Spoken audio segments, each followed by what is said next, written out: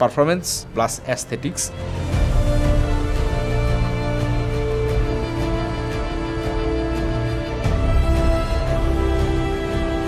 এগুলো just average বিল্ডের মতো না, you need to put some soul, heart and senses into it to make it look different and unique.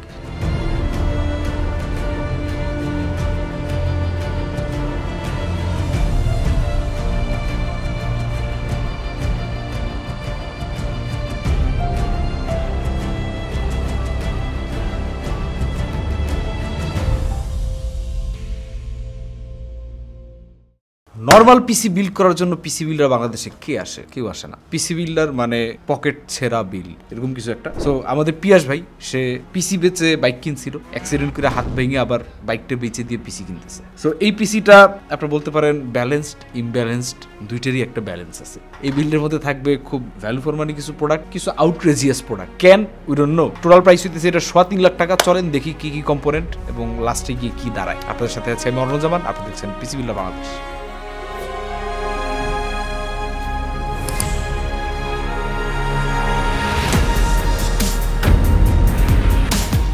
পিয়াস ভাই মনে মনে একজন গেমার হিসেবে নিজেকে ক্লেম করেন, কিন্তু উনি কাজ করেন গেমিং বাদে অন্যান্য জিনিসে আশপাশ দিয়ে ঘোরাঘুরি করেন, বাট ভ্যালোরেন্ট খেলেন। তো ভ্যালোরেন্ট প্লেয়ার আসলে ওইরকম খেলোয়াড় তাদেরকে বলা যায় না, বাট তারা খেলে। তো 7800 Xtender উনি এই কারণে নিয়েছেন, এটা ক্লিয়ারলি বুঝতে পারতেছি। এটার দাম বাজারে এখন সাব 40K, অ্যারাউন্ড 38 এর মতো আশেপাশে, বারে কমে আপনার সাপ্লাই ডিমান্ডের উপরে ভিত্তি করে। But this is a great gaming processor, কোনো সন্দেহ নেই। এবং প্রাইস হিসেবে আপনার যদি আপনি 9800 Xtender সাথে কম্পেয়ার করেন, this is value for money choice obviously.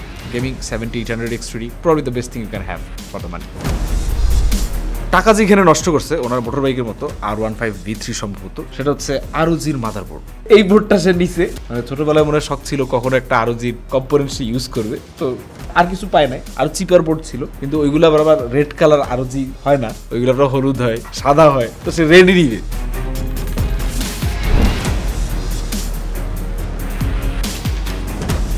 এখন এই বোর্ডটার দাম হইতেছে 45,000 টাকা। কেন জিজ্ঞেস করছিলাম, বলছে ভাই দেখতে সুন্দর হইতে হবে।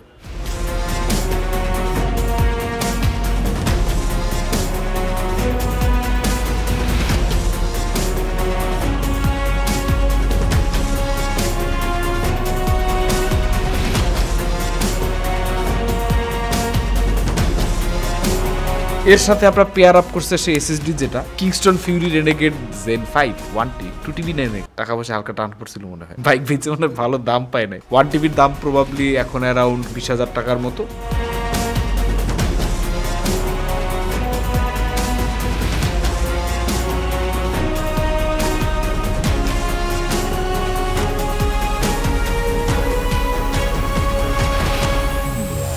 আবার র্যামে আবার আরেকটু কাহিনী করছে, ডোমিনেটর টাইটেনিয়াম নিছে। তো পিসিবি স্টোরে এইগুলো এক্সক্লুসিভ ইউনিটগুলো সব ছিল একটা সময় পর্যন্ত, এখন আছে কিনা আমি জানি না। দেখা গেল যে ডোমিনেটর টাইটেনিয়ামের এত ক্রেজ মানুষের মধ্যে, অবশ্য হাই এন্ড বিল্ড পিসিবি স্টোরে মোস্ট অফ দ্য টাইম তারাই আসে যারা একটু মানে আউট অফ দ্য ওয়ার্ল্ড বা ইউনিক, আনকমন এবং প্রিমিয়াম বিল্ডগুলো করতে চায়। কারণ পিসিবি অলওয়েজই আপনার হাই এন্ড বিল্ডগুলো করে অভ্যস্ত, এবং এগুলো আমরা একটু ডিফারেন্ট ওয়েতে বিল্ড করার ট্রাই করি সময় দিয়ে। তারপরে হাই এন্ড প্রোডাক্টগুলো হয় কি যে এগুলো জাস্ট অ্যাভারেজ বিল্ডের মতো না, you need to put some soul, heart and senses into it to make it look different and unique. So এইসব কারণে এই ধরনের কম্পোনেন্টগুলো আমাদের কাছে ইউজুয়ালি থাকে, আর না থাকলে তখন দেশের বাইরে থেকে আনতে হয়। তো টাইটেনিয়াম অবভিয়াসলি আপনার মেমোরি যদি আপনি একদম টপ অফ দ্য লাইন চান, তাহলে titanium is the way to go. দামও বেশি, 27,600 টাকা শুধুমাত্র র্যামের খরচ।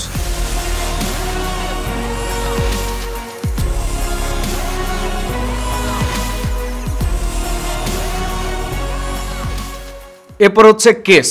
The case kills everything. Arctic extender, the first one, the only one, আর্কটিকের একমাত্র কেস। মজার ব্যাপার হইতেছে এই কেসটার মধ্যে টোটাল মিলে 5টা 3000 RPM এর ফ্যান আসে, যার মধ্যে 3টা হচ্ছে 140mm রিভার্স, 2টা হচ্ছে 120mm রেগুলার ফ্যান। এবং এই কেস যদি আপনি ফ্যান কার্ভ সেট না করেন, তাইলে এমন একটা আওয়াজ দিবে, জেট ইঞ্জিন না হইলেও আপনি একটা এসইউভির ফিল পাবেন, মনে হবে যে একটা 4 হুইল টাইপ গাড়ি চালাইতেছেন, এরকম আওয়াজ হয়। আর্কটিক একটা কেস বানাইছে, এটার মধ্যে পারফরমেন্স ফ্যান দিবে, এটাই নর্মাল। কিন্তু এর সাথে আবার RGBও দিছে, সবাই দিতেছে, RTX পিছিয়ে থাকবে কেন? So best of both world, performance plus aesthetics. এবং ওভারঅল এই বিল্ডটার শেষে আপনারা বুঝতে পারবেন যে this case has something unique, even though এটা ফর্ম ফ্যাক্টর আপনার কাছে খুব একটা ইউনিক মনে হবে না, but overall it looks unique. তবে EATX মাদারবোর্ড যারা ইউজ করবেন তাদের জন্য একটু প্যারা হইতে পারে, কারণ EATX এর ফুল ক্লিয়ারেন্সটা আপনি ম্যাক্সিমাম পাবেন না। পাবেন মানে যদি আপনার 285mm পর্যন্ত হয় then it's okay I think, but normally যারা EATX নেয় তারা আসলে একদম ফুল EATX বোর্ড নেয়, তখন একটু প্যারা খেলতে হয়। বাট আমার মনে হয় যে এইটাকে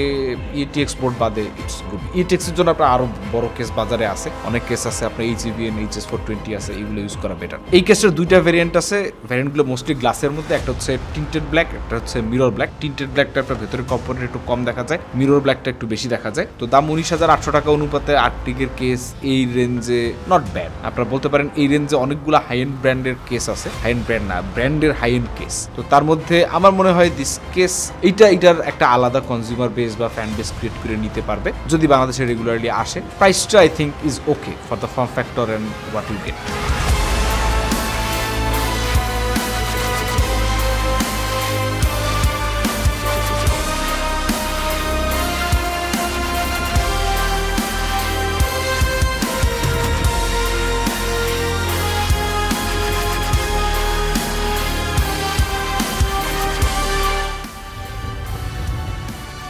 পাওয়ার সাপ্লাই হচ্ছে Corsair RM850E, এটা টাইটানিয়াম নিতে পারতো, হেলমেট বিক্রি করতে না পারার কারণে ওনারে এই পাওয়ার সাপ্লাইটা সেটেল করতে হয়েছে, হুইচ ইজ RM850E, 14,000 টাকার PSU। ঠিক আছে, চলে, বাট এইখানে আমার মনে হয় সে ডিপ কুল নিতে পারতো, ফার্স্ট প্লেয়ার নিতে পারতো।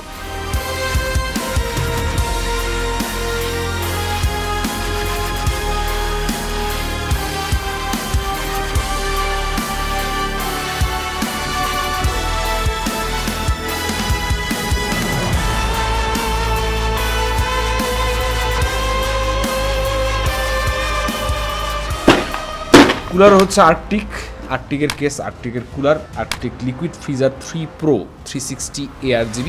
আর্টিক লিকুইড ফ্রিজার প্রো এই সিরিজগুলার বাংলাদেশে খুবই রিজনেবল প্রাইসে পাওয়া যায় এবং পারফরমেন্সের দিক থেকে আপনার বেস্ট টপ যাই আপনি বলেন না কেন। সমস্যা যেটা হয়ে যায় সেটা হচ্ছে ক্লিয়ারেন্স, যেহেতু এটার রেডিয়েটরগুলো অন্যান্য অ্যাভারেজ কুলার থেকে একটু ঠিক, এজন্য সব কেসে বসে না। তো বসায় নিলে পরে যদি আপনার ডিসপ্লে কুলারের ডিসপ্লের প্রতি আলাদা কোনো ফ্যাসিনেশন না থাকে তাইলে মনে হয় চক্ষু বন্ধ করে আপনাদের আর্টিকের কুলারগুলো নেয়াই স্বাভাবিক। এবং অ্যাকচুয়ালি পিপল নিতেছে, বাংলাদেশে আর্টিক এখন একটা সাইলেন্ট ইউজার বেস বা কমিউনিটি বানাই ফেলছে। যদি কালকে নাগাদ আর্টিক কুলার ইউজার্স বাংলাদেশ নামে একটা ফেসবুক গ্রুপ খোলা যায়, দেখা যাবে ওইখানে কয়েক হাজার মেম্বার অটোমেটিক্যালি অ্যাড হয়ে যাবে। Because this is good, this is the best you can buy for the money. এটা নিয়ে আসলে আলোচনা বা বোঝানোর নতুন কিছু নাই। খুব বেশি দরকার হলে আপনারা আমাদের শোয়েবের ভিডিওগুলো দেখেন, এগুলো আধা ঘন্টা 1 ঘন্টা ধরে সে ক্লাস নেয় আর্টিক বিষয় স্পেশাল, যদিও সে নিজেকে নক টু আ ফ্যান ক্লেম করে।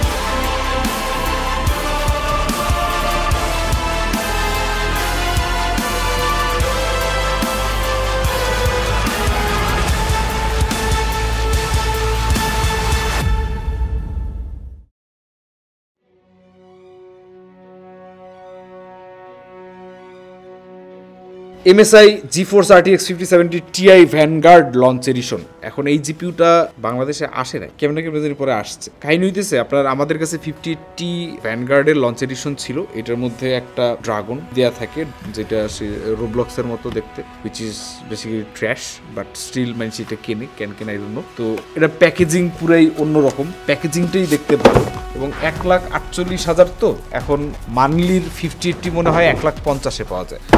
বাট ভাই MSI নিবে, তার একটু ব্র্যান্ডের প্রতি ফ্যাসিনেশন আছে এবং বিভিন্ন ব্র্যান্ডের প্রতি ফ্যাসিনেশন আছে। আর্কটিক নিছে, ASUS নিছে, Corsair নিছে, MSI নিছে, বাদ দেয়নি কাউকে। শুধু টাকার অভাবে হেলমেটটা বেচতে পারে নাই, পারলে হয়তো একটা অ্যাস্ট্রাল নিয়ে নিত। তো না, আশা ছিল যে উনি জিপিউটা দেখতে সুন্দর তো ভার্টিক্যালি মাউন্ট করবে। আনফরচুনেটলি বাংলাদেশে এই কেসটা ভার্টিক্যাল মাউন্টের একটা এডিশন আসার কথা, যেটা আসে না। সো কার্ডটা আলটিমেটলি সে মাউন্ট করতে পারে নাই ভার্টিক্যালি। তো কার্ডটা নাইস এবং এটা বক্স, অনেকে আমাদের বলে যে আমাদের কেনসি ম্যাটের বক্সে অনেক টাকা খরচ করা হয়েছে, এই দেখি 48,000 যদি হয় দাম, এই 8,000 টাকা এই বক্সের দাম। 1,40,000 হচ্ছে জিপিউর দাম।